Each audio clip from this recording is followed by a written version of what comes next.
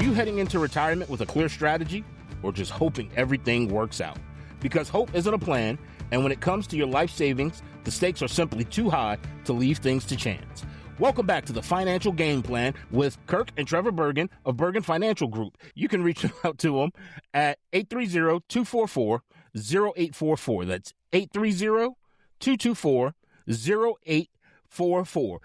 It's about building a strategy that fits your life to maintain your lifestyle. So whether you're a few days away from retirement, a few years, or already in retirement, the question then becomes, do you have a plan or do you just have accounts? So let's catch up with the family, Kirk and Trevor Bergen, and let's talk about what we got going on today. Kirk, Trevor, how are you today, guys?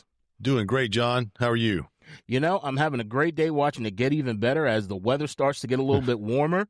I'm looking forward to spending some time outside with the family. How about you guys? Same here, man. Same here. Yeah, it's the last week of school here, so we're about to have the kids around all the time. Oh, I'm looking forward to that. I've already ordered water guns and water balloons and all of that fun stuff, too. Yes, sir. Yes, sir. We just got back from my daughter's and my brother's daughter's preschool. They had a end-of-the-year performance, so of course, we're all a family at the office there, so we shut the office down for an hour, took lunch early, and the whole family went over there to watch the performance. So we had a good time. That was funny. I miss those days. My sons are going into high school, and, well, first of all, it gets a little bit more expensive once they get into high school, and you guys know that. But then now it's more of technology, and now the last conversation we had as I was leaving out the door this morning was, so when will I be able to drive? Oh, gosh. Oh, that's scary. Oh, those insurance costs. Oh, my gosh, I remember. Goodness. I haven't gotten to that point yet. But, guys, here we are. Summer's here, so the mini camps of the NFL, as the draft picks have already taken place, it's all wrapped up. Handful of players have gotten their dreams have come true. They beat the odds, their name were called, they signed their contracts. But here's the other side of that story that a lot of people always forget about.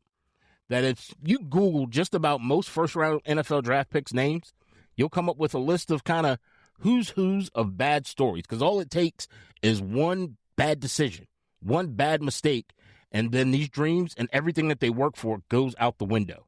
So let's bring this into retirement. What are some things? What are a bad decision that could change everything, Kirk, for someone's retirement that could just put everything down the drain a little bit and put them behind the eight ball? You know, John, there's a lot of folks that don't have a good feel for what retirement really looks like once they actually retire.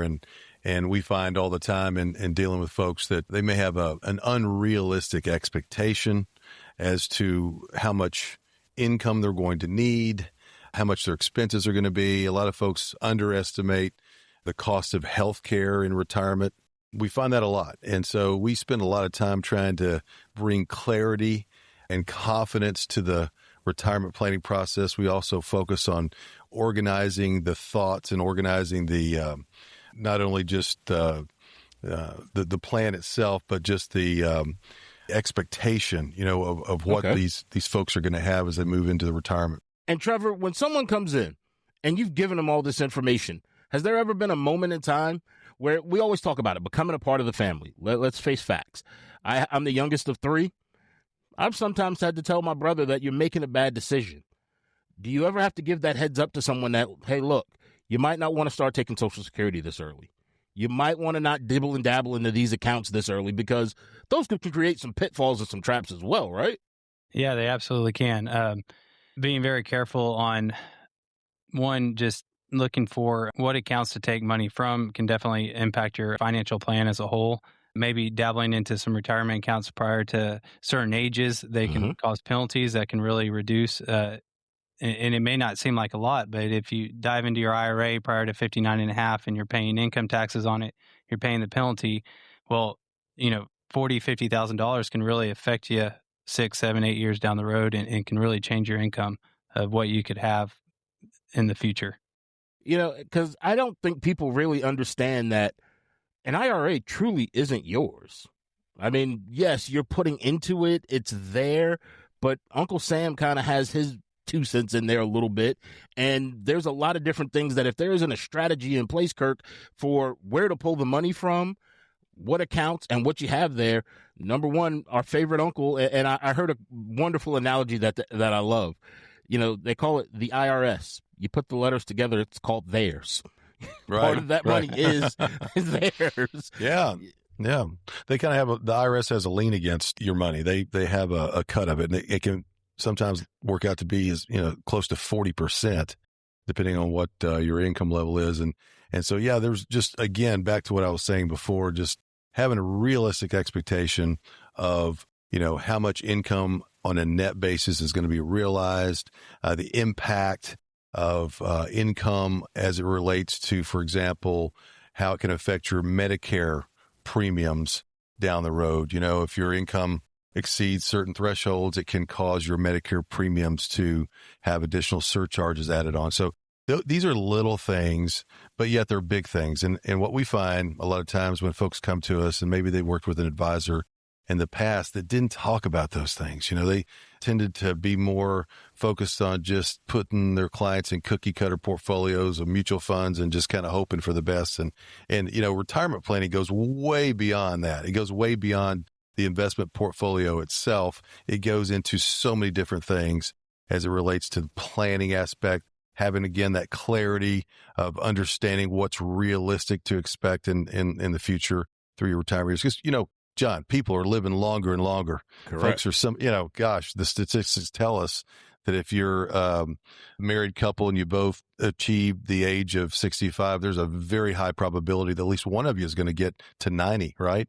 And so all of those types of things have got to be taken into account. So what we try to do is we try to just, paint a realistic expectation, help folks understand what is coming in the retirement years. With that roadmap that we create for folks, it gives confidence. It creates confidence for them so they understand, hey, there is a plan here. We're not just winging it. There is a plan, and these guys, Kirk and Trevor, are going to help us get where we need to be. We were talking about earlier today that there's a lot of times where retirees or working individuals wait too long to truly get serious. And we had a client in just the other day and she really nailed the nail on the head by saying the accumulation part's the easier part. It's the distribution phase where it gets very, very complicated. And the distribution phase doesn't necessarily start right when you retire. It's planning that distribution phase, maybe 5 years prior, coming up with different strategies to actually set up a distribution plan, so to say, as far as, where we're going to take our RMDs from, what accounts are we going to create our income from, what sources of money are we going to use to pay for medical services down the road. Just like my dad was saying, people are living longer and longer and longer. And one of the biggest expenses for retirees, and probably the biggest expense, is medical issues down the road.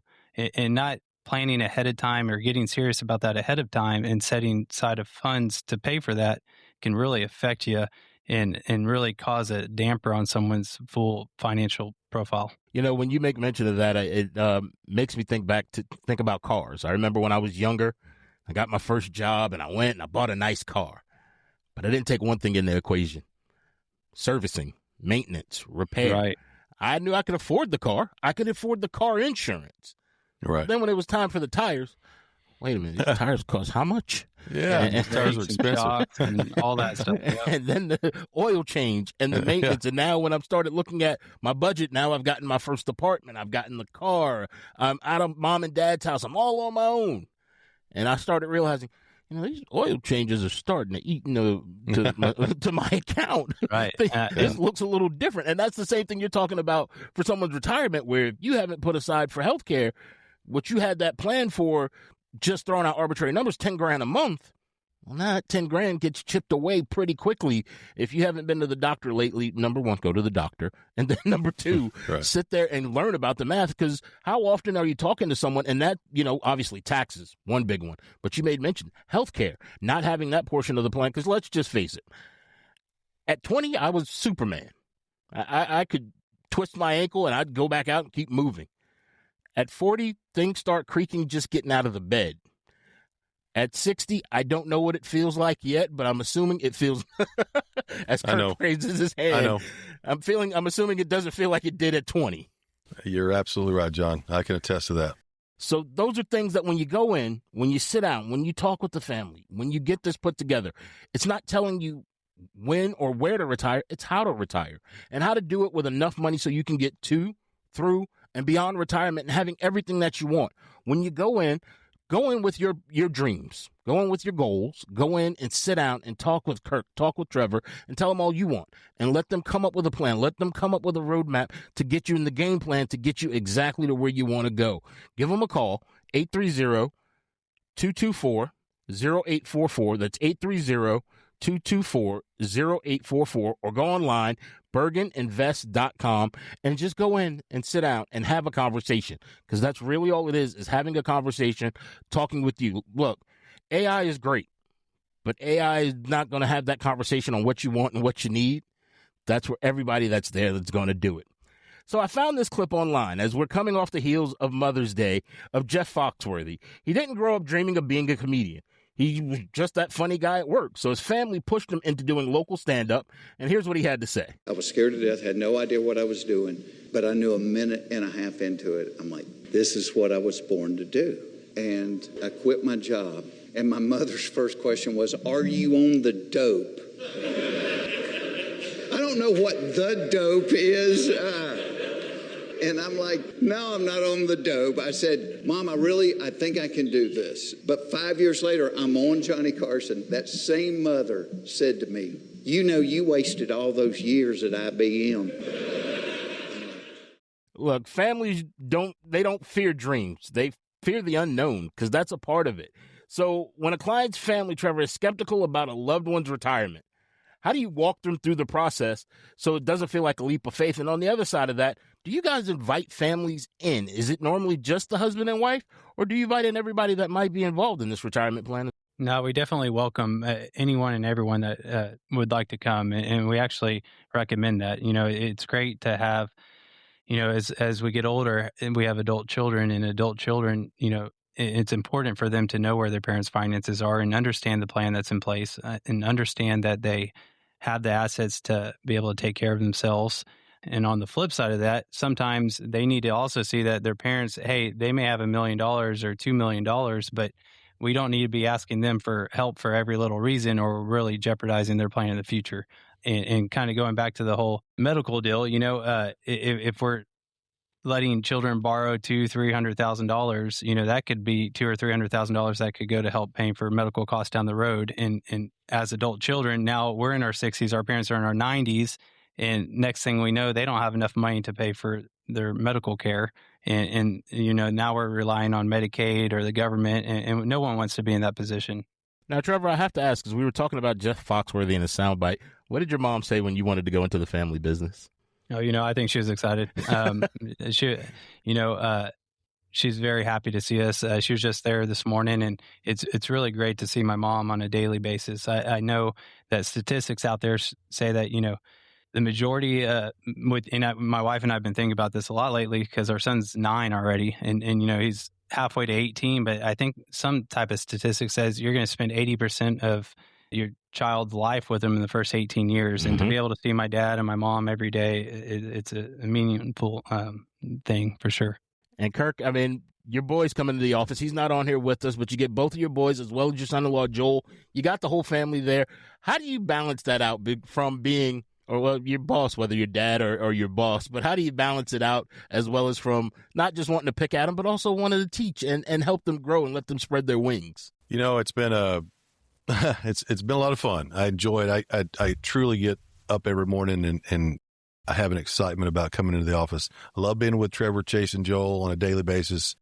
These guys are my sons. I do, you know, I certainly have moments throughout the day where I'm definitely dad and acting like dad, and I'll kind of get on them sometimes. But you know what? They make it easy for me because I'm fortunate that, and our business is fortunate, our clients are fortunate.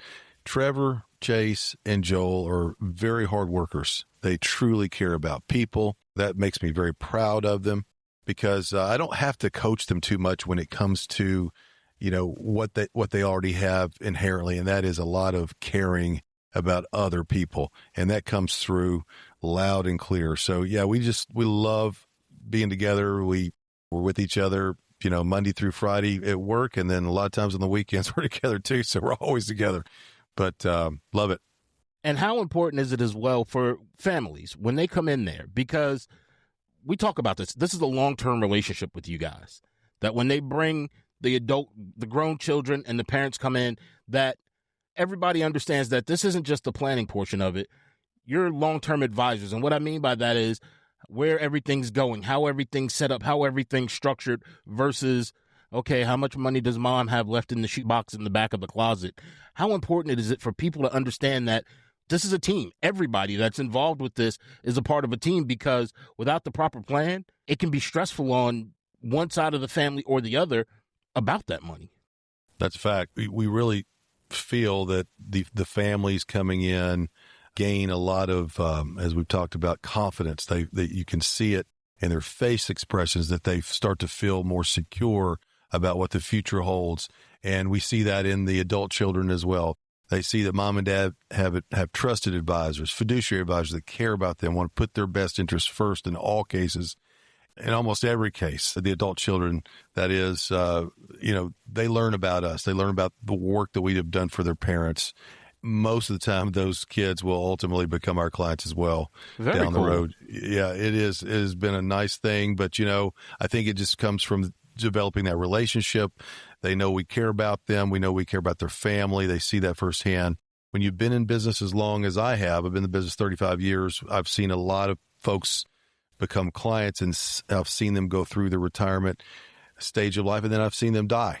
I've seen them pass away. And so there's an estate planning, legacy planning element to what we do, with regard to working with beneficiaries and arrangements there, and making sure that everything is lined up the way it needs to be. And then once those adult children have met us and there's a comfort level there, they don't hesitate at all. In fact, I got a call just yesterday from a client down in the Corpus Christi area just yesterday, informing me that her mother had passed away. Now, when her parents first became clients, both parents were living. The father passed away a few years ago, and now the mother has passed away. And now the daughter that I talked to and her sisters mentioned to me on the phone yesterday, without any prompting from me, they said, "Kirk, you've been with my family a long time. You've handled my parents' finances. We're now inheriting some money here, and we want you and your family to be with us. We want you and your family to handle this money for us." And that's really the best compliment that we can get, John, is just seeing that confidence that these folks have, and the next generation want us to continue to help them in their own investment strategy, in their own retirement planning. And the beauty of that is, and I'm patting you guys on the back for that, because that family atmosphere. You walk into some places, and let's just face facts. Most people in this industry, they've been doing it for many years. One day, Kirk is going to decide, all right, time for us. We're going to pack up an RV and go see all of the countryside, or we're taking a boat and we're going out to sea, or whatever it may be. And now, if I'm a client, I don't have that. All right, well, what happens next? Well, there's Chase, there's Trevor, there's Joel. You already get to see what your team is going to look like. How cool is it to have a championship-winning team and know, oh, well, there's another crop coming in when this crop graduates out of college and goes on. It's great that you already have that in place, that you already know that's there. If it's something that you've been thinking about and you've been wanting to sit down and talk to someone, and like we said, we're not making this up. They are all really related. When you go in, you'll sit down and you're talking with the family and getting all the information that you need. Because the other part of that, to that point, Trevor, is at that moment when you lose a loved one, emotions run high. You're not in, I don't want to say not everyone goes through being in the right frame of mind. They can call you guys, and as we talked about, the legacy planning of, hey, what did mom want done with this? What happens here? What goes here? What goes on with the house? And now they have basically that support system behind them as well, right? Right. That's exactly right. And, more often than not, and I've been in the business now a couple of years, I see it firsthand in talking with clients, and I've seen a couple pass away as well, where, they've told us ahead of time, hey, this money's for my children. I want them to be set up, and being able to relay that to their children, you can see that it is an emotional thing, and that they know that their parents really, really cared about them, and that their parents did set them up. So they do want good advice. They don't want to blow through the money. And more often than not, you don't see them taking huge withdrawals to go buy a new fancy car or anything like that. They're really being smart with the money and being able to lay out a plan with them as far as what to do with inheritance. And hey, your parents really set you up, for retirement down the road, even though it may be 30 years from now. You have such a huge leg up based off what your dad did for you, that you're going to be financially secure for the rest of your life. And that's important to know. And you can really see the gratitude of the children when they hear that. That's very cool. Well, let's help them out. Let's help everybody out. When someone comes in for the first time, Kirk, everybody always has a question that they don't know what to ask, or they don't know what they want to ask. And so when someone comes in, we'll give them the first one. And the first question most people are probably going to ask when they come in, is this John Radcliffe guy here on your podcast as handsome as he sounds? Yes, he is. We've gotten that one out of the way. So let's go to the next one. When someone comes in for the very first time, what kind of questions do they usually ask, and are they the right ones? I'd say that the question that we hear right off the bat a lot of times has to do with, what's this going to cost me? How much do you charge? That's a typical question. And the way we answer that is, before we can really give you a good answer on what our fee is, we need to know what we're dealing with. We need to know what your situation is, what the amount of assets are. And we really kind of customize our fee structure to the client need and what we're going to be doing, what type of services we're going to be providing. So that's what we hear most, but that shouldn't be the first question, because it's all about a relationship. We're focused on trying, in our first meeting with somebody, which we call our discovery meeting, we're trying to see if there's a fit. And so we're evaluating them, and we tell folks we're evaluating whether or not we feel like we're a fit, that we want to work with you, that you want to work with us. And at the end of this first meeting, you'll know if we need to go any farther. And so that's where we go with that. But, a question that they should be wanting to ask that sometimes doesn't get asked is things such as, what is your investment philosophy? How do you work with clients? We focus very much on what we call risk-adjusted return, on efficiency in portfolio design, in managing the asset allocation for optimum efficiency. And that is trying to reach the performance goal, given the set of circumstances that we're dealing with the least amount of risk and the least amount of volatility. And so not all portfolios are created equal. We see a lot of clients come in with statements, and we evaluate those portfolios. We have some pretty sophisticated investment management software that can evaluate portfolios based on what's contained in them. And we can have a risk score that is associated with their portfolio, and then we can communicate that to them. And so folks have no idea how much risk they have in their portfolio. Typically, they have no idea. They can tell us that they're conservative, and we can see for ourselves in the way their current advisor has them allocated that they are very risky. And then we can see the opposite sometimes, that they tell us, I want to take some market risk. I'm comfortable taking a little bit of risk in my portfolio, and only to find that they're in a very conservative portfolio design. So there's a disconnect a lot of times there, John. And so what we try to do is try to bring some education to the situation, make sure that the client understands the different types of risks that are involved in a portfolio. And we want to try to align how we create a portfolio for a client and the type of planning that we do for them to their needs, to what they need, what they desire, and also what is in their best interest. So wait, let me get this straight. So Trevor, if someone comes in and they already have a retirement plan, you guys will give it a review as well, just because let's face facts. What you guys do is not exactly, for the layman, it's not exactly the easiest thing in the world to do. And to what Kirk just said, some people don't even know what they have. So if they already have a plan that they got from someplace else, you guys will do a review for it and give them kind of a breakdown of it, an easy understanding of what they might have, correct? Yeah, John, that's a great point. We absolutely will. And, more often than not, people that think they have retirement plans in place aren't actually retirement plans. What they have is an investment strategy that, they maybe have taken money to a certain financial advisor, and that advisor's put them in some type of model based off their age. And, whenever they ask for money, the advisor sends them money, right? And there's a lot more to that. And I think you were asking about questions to ask. I think that people out there that have financial advisors need to ask themselves, hey, is my financial advisor asking me about what Medicare premiums are going to cost when I retire? If I'm in my 60s or if I'm 62, 63, our Medicare rates can be affected by what our income was 2 years prior, right? So coming up with strategies for Medicare premiums down the road, coming up with Social Security strategies. If they're not talking to you about your Social Security and how taxes are going to affect your Social Security, how income is going to affect your taxes on Social Security, depending on where you take your assets from, I don't think that they're doing you a service. Some other things to talk about is making sure, money is set aside for medical expenses down the road, making sure we have an income plan, making sure there's a spot in our portfolio to fill the gap of income. Where are all the income streams coming from? If you're not being asked those different questions, I don't think that they're really providing you the service that you deserve. And really knowing all the income streams, knowing what your expenses are, diving deep into that and where we're going to get our income from to fill that gap is very, very important. So to answer your question, we'd love to help people. We love to look at their plans. But like I was saying, most often than not, their plans aren't true plans, right? And knowing all those little things can really help you in the future. And that's prior to retiring, right? And we talk about this all the time.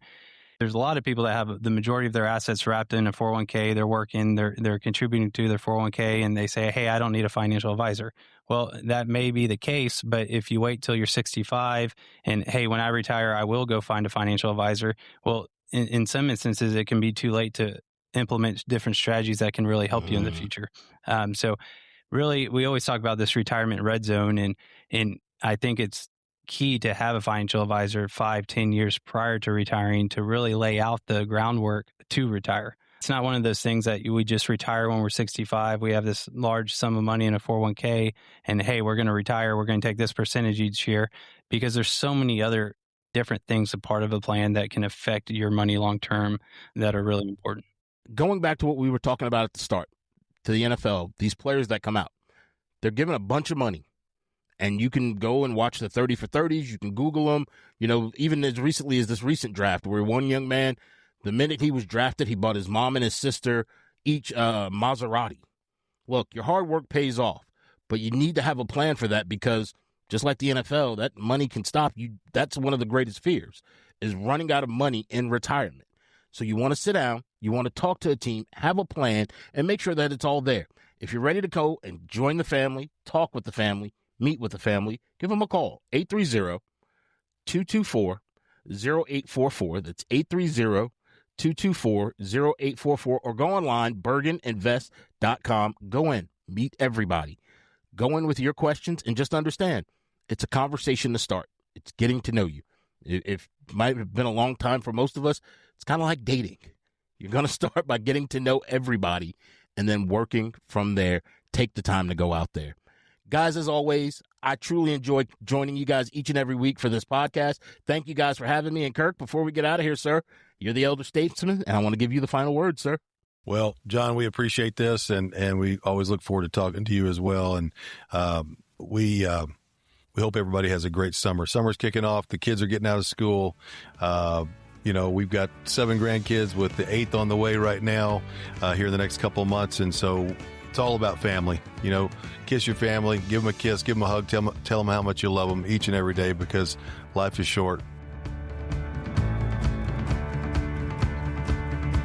Investment advisory services offered through J.W. Cole Advisors, Inc., a registered investment advisor firm. Registration is not an endorsement by securities regulators. By contacting us, you may be provided with information about insurance products, including annuities, offered through Trevor Bergen, NPN number 210-46585. The firms are separate entities. Annuity guarantees rely on the financial strength and claims-paying ability of the issuing insurance company and are not offered by J.W. Cole Advisors, Inc. Read your contract for restrictions, limitations, or penalties. Bergen Financial Group is not licensed in all 50 states. To find out if Bergen Financial Group is licensed in your state, please call 830-224-0844.